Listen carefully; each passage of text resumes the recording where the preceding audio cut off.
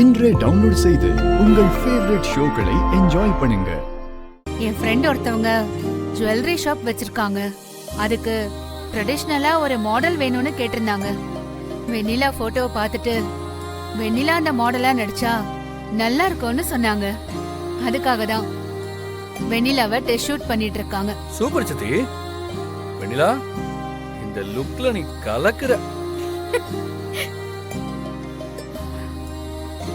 Madam, ஒரு போஸ் கொடுங்க. பாரு.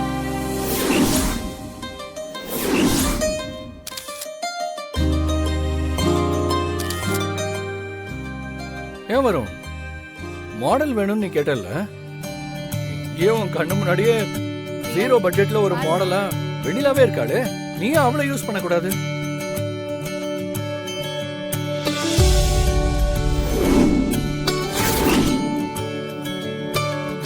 என்னடா என் டிசைனுக்கு இவ மாடலா? சான்ஸே இல்ல. இவெல்லாம் செட்டே ஆக மாட்டா.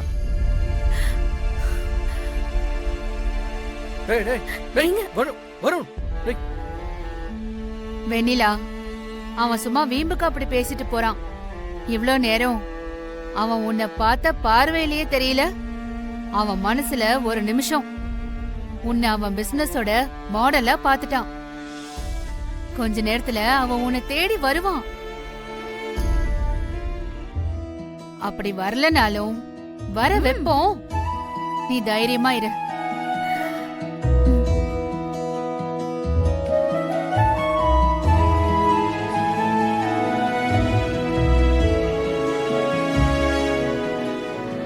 போட்டோ ஷூட்லாம் எடுத்தா இவ மாடல் ஆயிடுவாளா? அவளுக்கு மாடல் ஸ்பெல்லிங் கூட தெரியாது. ஒழுங்கா நிக்க நடக்க கூட தெரியாது. இவ போஸ் கொடுத்து வணங்கின மாதிரிதான்.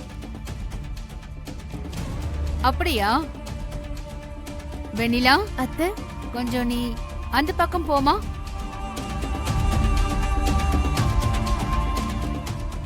வெண்ணிலா, நீ கொஞ்சம் ரெஸ்ட் எடு. உன் அக்கா வான்மதி உனக்கு போஸ் கொடுக்கறது எப்படின்னு சொல்லி செய்வா. நீ பார்த்து அப்படியே பண்ணு. வான்மதி, நீ வாமா. நானா? நீதான் வெண்ணிலாவுக்கு ஒன்னும் தெரியாதுன்னு சொன்னல, நீ போஸ் கொடு பாக்கலாம். அது வந்து எந்த ரீசனும் சொல்லக்கூடாது.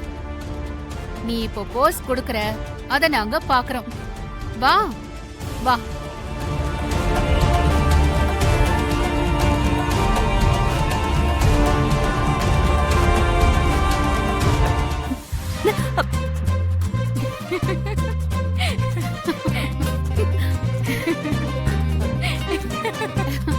உனக்கு வெண்ணிலா எவ்வளவோ பரவாயில்ல.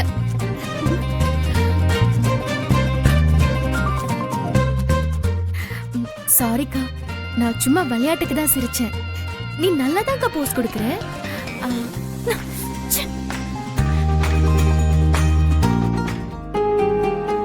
வெண்ணிலா, போட்டோஸ் எல்லாம் நல்லா வந்திருக்கு.